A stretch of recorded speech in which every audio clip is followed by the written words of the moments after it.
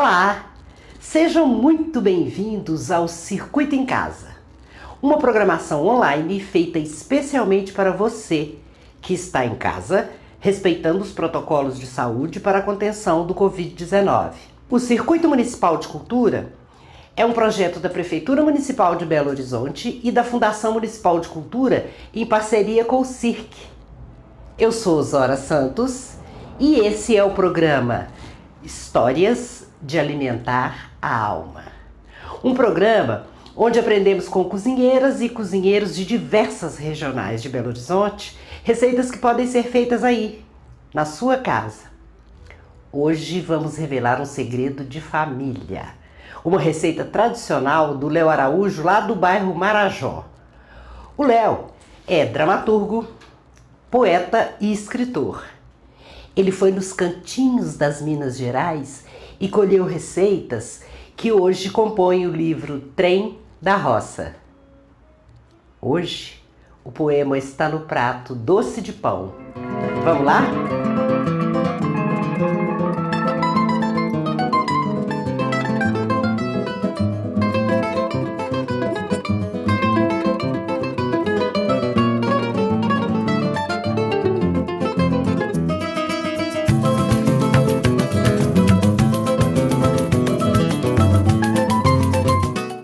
Meu nome é Léo Araújo, eu sou ator, escritor, poeta, dramaturgo e a gente está sempre aprendendo.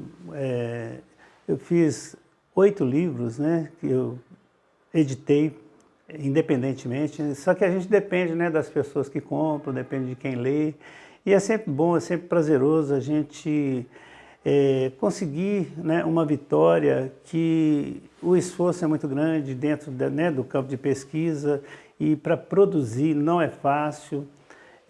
A gente que convive com a arte sabe dessas dificuldades, mas a gente tem que vencer, tem que olhar para frente, né, como sempre eu ouvi, né, da minha mãe, do meu pai, ó, a bola para frente, tem que levantar a cabeça, tem que chegar lá.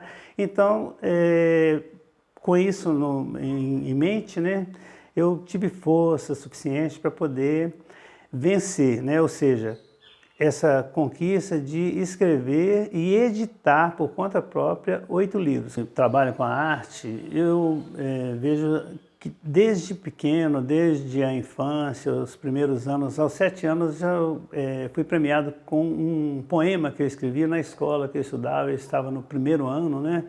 E colocaram a poesia no quadro, eu fiquei, né, assim, muito feliz por poder ser prestigiado através de um pequeno poema, de um pequeno escrito que para as pessoas tinha um imenso valor.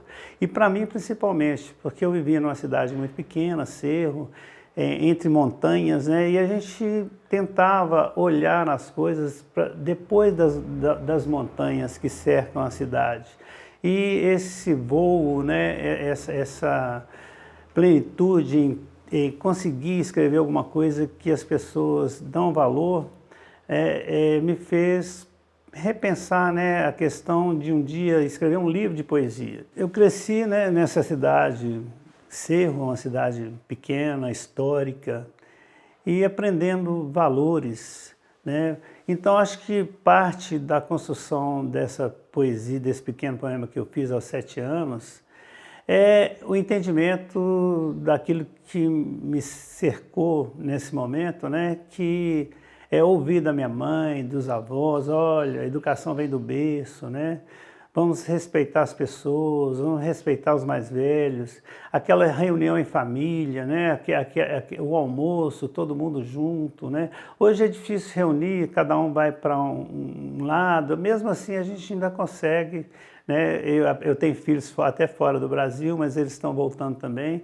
E a gente consegue reunir sempre, né, que possível, mas essa visão de mundo, esse entendimento de família, de valores, que o poder real é tratar bem o outro, é ser gentil, é estar à disposição. Até ouvia muito assim, quer ser feliz? Estenda a mão, ajude alguém. O próximo é aquele que está mais próximo. Então a gente cresceu, crianças lá de 7, 8, 9, 10 anos, vendo Até um enterro passar na porta da rua, às vezes o pessoal que vinha da roça já vamos acompanhar, vamos prestigiar quem está vindo ali, sem ao menos conhecer.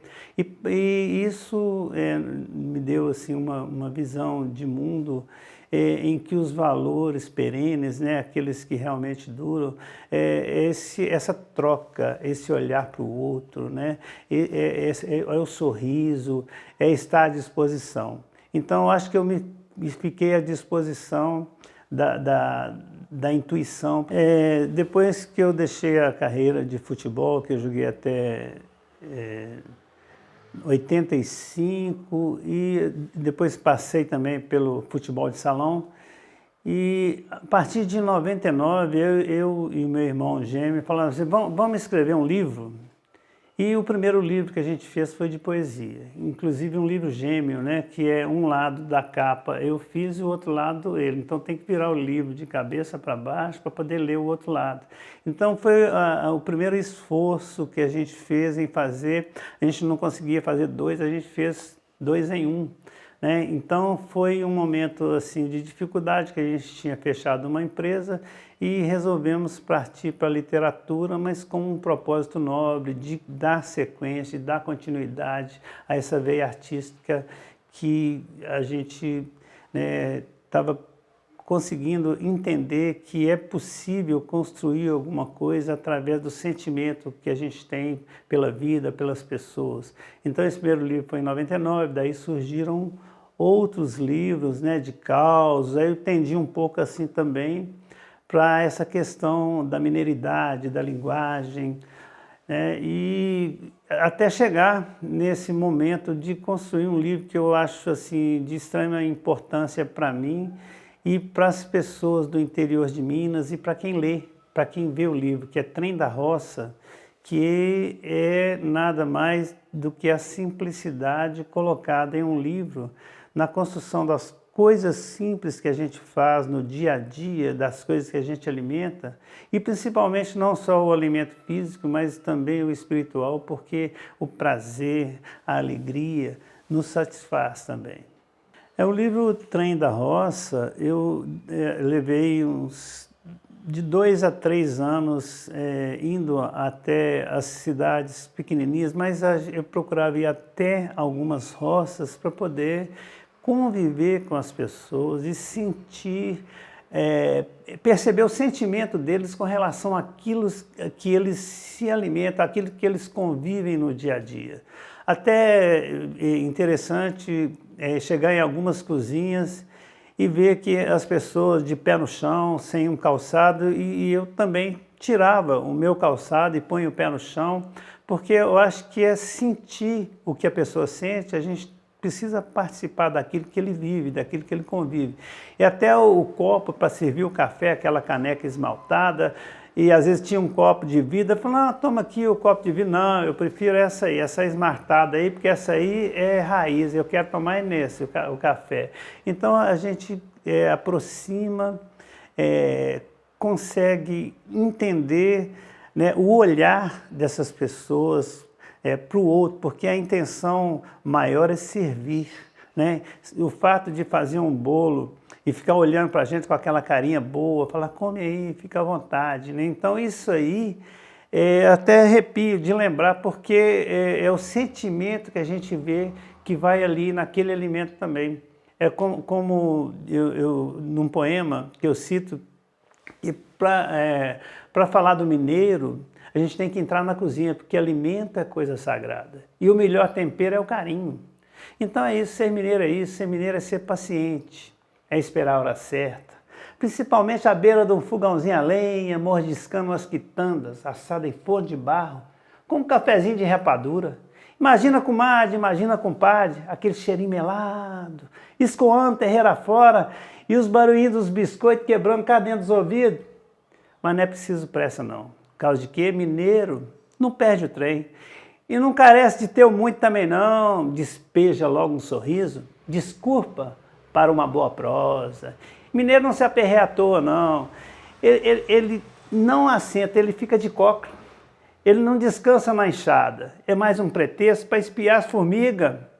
E para o mineiro saber plantar é mais do que remexer a consciência, é semear a esperança.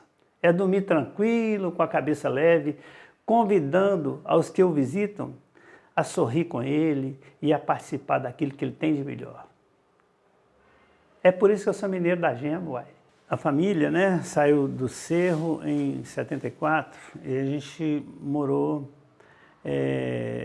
no bairro Praça 12. Um ano depois, em 75, a gente mudou para o Salgado Filho. Então esse território aqui é a nossa casa, é o nosso berço em Belo Horizonte, porque desde então a gente passou a morar aqui. Eu saí alguns anos, né, para jogar futebol, mas foram 4 anos apenas, e voltei novamente para o Salgado Filho e logo depois, né, a partir de 2008, para o Marajó, onde eu estou até hoje. O Centro Cultural Salgado Filho é um espaço maravilhoso em que a gente tem a liberdade de se apresentar e também de assistir vários shows, vários programas maravilhosos, tem oficinas. Então é um espaço onde a cultura fala mais alto. Então é um trabalho lindo, maravilhoso, onde diversos artistas de toda a cidade, principalmente da região, têm a oportunidade de estar ali convivendo com a arte, com a cultura, aprendendo, passando alguma coisa. Então isso é o que encanta a receita do livro Trem da Roça, que mais me chamou a atenção foi o doce de pão. Tem vários motivos, que me levam a ter um sentimento assim muito grande em relação não só à receita, mas aos valores que ela carrega, Em primeiro lugar, o pão, O pão é um alimento mundial, E ele tem uma história própria que ele existe, ele surgiu há 12 mil anos aproximadamente, na região da Mesopotâmia, Mesopotâmia, terra entre rios, então é entre os rios Tigres e Eufrates, que hoje é a região do Iraque, Irã, Então tem uma história. E a partir de 6 mil anos atrás, que foi considerado pão mesmo, pão fermentado, porque antes ele era feito uma espécie de uma broa, porque não tinha fermento, Era o pão ázimo. Na verdade, eles faziam também com cevada, Mas o pão mesmo, dizem que até foi uma sorte que, entre aspas, que alguém esqueceu a massa e ela dormiu no tempo, E no outro dia eles misturaram essa massa com outras. Aí o pão cresceu, então foi o primeiro pão há 6 mil anos atrás. Então tem vários valores aí dentro da história do pão, inclusive religiosos, dentro das várias religiões. Como Jesus dizia, eu sou o pão da vida, Eu sou o pão que desceu do céu. E o pão é como alimento também espiritual, que tem uma referência dentro de várias religiões, inclusive na oração Pai Nosso, o pão nosso de cada dia. Então,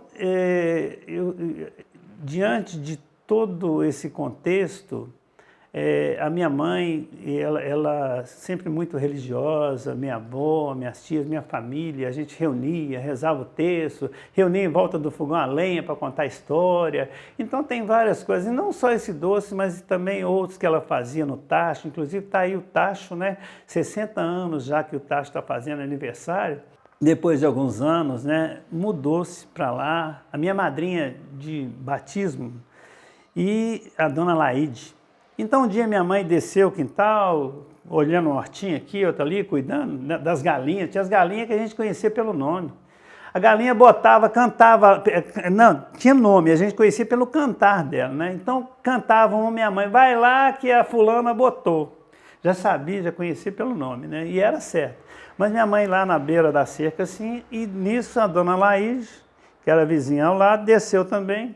E falou para minha mãe assim, Dodô, tudo bem? Minha mãe é dona Dodô, Maria das Dores. E a dona Laide, tá assim, olha, fiquei sabendo uma coisa daqui. Ah, é mesmo? É um doce de pão.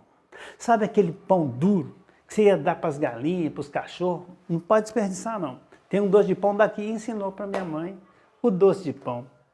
Então, isso aí E naquela época, para fazer o doce não era todo dia não, né? Não tinha nada fácil não. Então eu acho que esse doce tem um cantinho especial no coração, porque foi a minha mãe que me ensinou, né? Eu faço doce, nossa, assim, encantado, né? Só de lembrar a história dele e os momentos que a gente conviveu, porque uma vez, 2 vezes por ano, ela fazia esse doce, era festa, né? Assim, não era para fazer festa para ninguém, era festa dentro de casa, que os meninos ficavam de olho comprido, assim, todo mundo querendo comer o doce, né?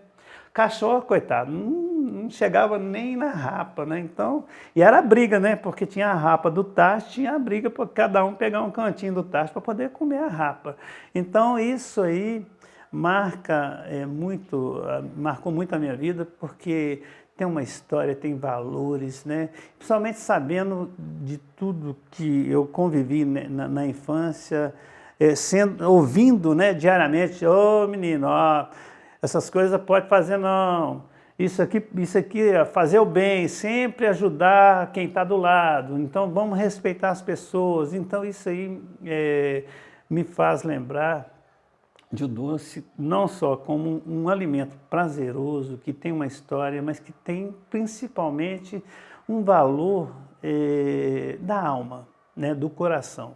Então, por isso que eu vejo na minha vida a importância, né, sentimental, a importância afetiva que esse doce tem para mim, e principalmente hoje também para toda a minha família.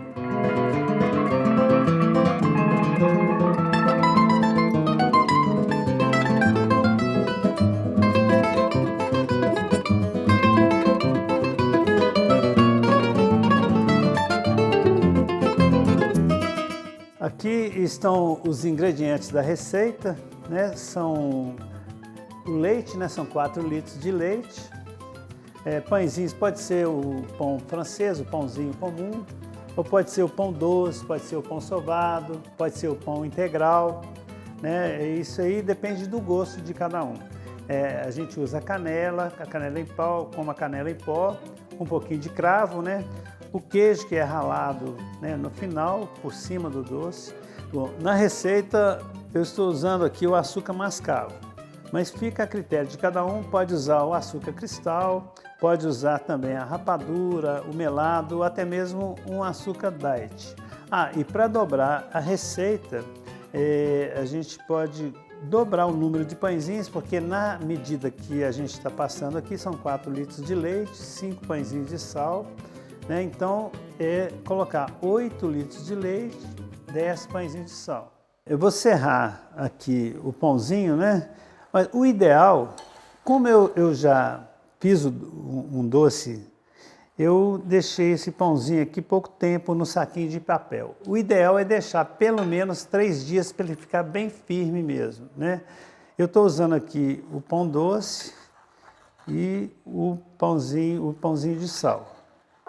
Pode misturar, pode colocar pão sovado, não tem problema nenhum misturar os pãezinhos para fazer o doce. Bom, aqui a gente colocou o leite na panela para ir cozinhando, né? A gente acrescenta no leite o açúcar, aqui eu vou colocar o açúcar mascavo, aí fica a gosto, né, gente? E o açúcar mascavo, ele dá uma corzinha, né, no leite. E quando a gente acrescenta a canela, dá um cheirinho bom, né? Você vai cozinhando, e pode ser até um pouquinho de canela em pó, e pode colocar também um pouco de cravo e a canela em pau. Aí o leite vai ferver, vai cozinhando, né? E ele vai engrossando um pouco. E o processo, né, depois dele engrossar, é a gente colocar esse leite cozido já naquela vasilha de pão, né? Junto com a gente derrama no pão, né, que está separado, que já foi preparado, cortado, né, para ele poder ir começando a dissolver. Enquanto isso vai cozinhando mais o leite, e depois é que a gente vira o pão na panela para dar um toque final. Aqui a gente mistura o açúcar, para ele já ir cozinhando com aquele gostinho bom e já vai saindo um cheirinho assim, né? Meu Deus! Uma lembrança muito agradável é de ver o prazer, a alegria da minha mãe fazendo esse doce e a expectativa dos meninos, eu, meus irmãos, né, esperando o doce ficar pronto, lambendo os beijos de verdade. Então, é esse sentimento de família, de aconchego, de estar presente, de estar junto, né? E uma coisa que me faz assim, ter um olhar para a humanidade é esse sentido de confraternização, de encanto por aquilo que a gente faz no seio familiar. É isso que me vem à tona, que me vem na imagem, ou seja, é o carinho que a gente põe como tempero nas coisas que a gente faz. Isso aí serve para o doce, serve para o olhar para o outro, serve, né, para a convivência profissional, né, para a convivência familiar e para o ser humano de maneira geral. A gente poder agregar valores a tudo aquilo que a gente faz. E principalmente se fizer com carinho e sabendo que vai levar até outras pessoas. Esse carinho que você põe naquilo que você faz, eu acho que é a melhor recompensa. É uma vitória que a gente tem na vida da gente. Agora que o leite está cozinhando, né, já está começando a engrossar, a gente põe um pouco aqui em cima do pão, que já cortado, né, para ele ir amolecendo. Nossa, mas está um cheirinho bom, viu? Depois que cozinhar mais um pouco o leite, a gente vira esse pão na panela e deixa cozinhar mais um pouco. Agora a gente vai colocar o pão, aqui já está bem molezinho, né? Já está desmanchando. A gente vai colocar aqui no leite para ele terminar de cozinhar, né? Para cozinhar o doce nessa medida, que aqui tem um pouco menos, né? Mas a medida de 4 litros de leite com 5 pãezinhos é em torno de 2 horas cozinhando até ficar pronto, entre 2 horas e meia, porque ele tem que pegar, né, uma texturazinha, ele tem que engrossar um pouco. Agora, pode também fazer a opção de colocar leite condensado para adoçar, pode acrescentar creme de leite se quiser engrossar um pouco, encorpar, e também fica gostoso. Não pode ser muito, senão tira o sabor, né? Fica só gosto de creme de leite. E pode, se quiser colocar, também um pouco de leite de coco, fica uma delícia. Quando termina essa parte, a gente já vira a metade na vasilha, põe queijo fresco ralado e canela, a outra metade por cima, mais queijo fresco ralado e canela. Durante o cozimento do leite, é importante mexer assim de vez em quando para ele não subir e derramar, né, durante o cozimento.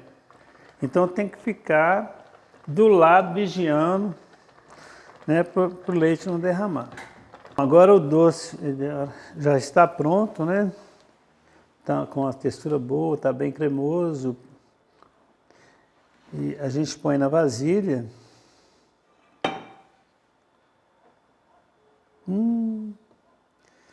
Tá no jeito, hein? Se quiser, depois que colocar a metade do doce aqui, colocar um pouco de queijo ralado e canela por cima, mas pode colocar só no final, depois que colocar na vasilha, pode colocar o queijo ralado e canela por cima. Eu uso queijo fresco ralado para não alterar muito sabor, porque o parmesão ele é muito salgado, né? Então o queijo fresco ralado combina bem. O ponto de gelar pode comer, porque tem gente que não espera, né? Eu mesmo, quando era pequeno, não esperava não, eu comia o doce quente mesmo. Mas ele gelado é uma delícia, bom demais. Na hora que gela, você come ele de colher, ele tem uma textura assim de doce de leite, de arroz doce, né? E come-se de colher. Porque tem outros tipos de doce de pão também, que tem o pudim, só que ele é bem firme, né? E tem a rabanada, que ele é embebido, né, com leite, canela e e ovos, né? É o pão, já é o pão inteiro.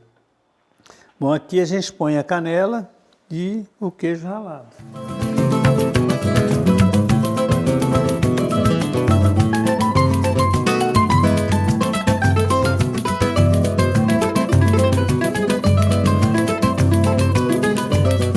Gostaria de dedicar esse doce, né, a toda a minha família, porque ele marca um encontro, né, de pessoas, de bem-estar e principalmente da minha mãe, que me ensinou a fazer o doce, apesar dela não estar fisicamente com a gente, mas ela deixou o carinho, deixou o sorriso, né, nessa receita do doce de pão. Então, o meu desejo seria estar com todos da família, meu pai, inclusive a Tereza, que ajudou a minha mãe a me criar, todos os meus irmãos, filhos, né? E o que eu posso dizer é que eu vou aproveitar, vou provar esse doce que está uma delícia e vou pedir a todos, né, que fiquem em casa, né? Por enquanto, a gente tem que respeitar esse momento da pandemia. E tudo vem a seu tempo. A gente tem que acreditar, estar sempre pronto, sorrir para a vida e agradecer principalmente. Porque tudo passa. A gente vai trabalhando da forma que for possível e cada um vai vencendo as suas etapas de acordo com aquilo que cada um tem em mente e não deixe de sonhar. Vamos conseguir, né, ultrapassar esse momento de dificuldade, mas acredite, todos nós temos a capacidade de vencer.